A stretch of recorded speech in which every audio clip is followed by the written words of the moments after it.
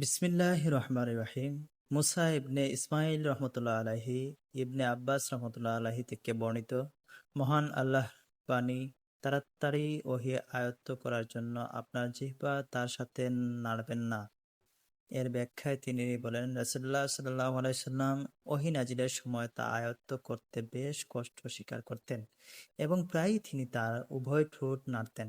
ইবনে আব্বাস রাদিয়াল্লাহু তাআলা আনহু বলেন, আমি তোমাকে দেখানোর জন্য ঠোঁট দুটি নাড়ছি, যেভাবে রাসূলুল্লাহ সাল্লাল্লাহু আলাইহি সাল্লাম নাড়তেন।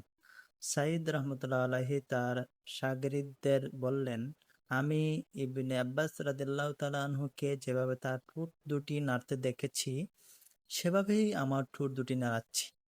এই বলে তিনি তার ঠোঁট দুটি নাড়ালেন। এ সম্পর্কে আল্লাহ তাআলা নাজিল করলেন, তাড়াতাড়ি ওহী আয়ত্ত করার জন্য আপনি আপনার জিহ্বা তার সাথে নাড়বেন না।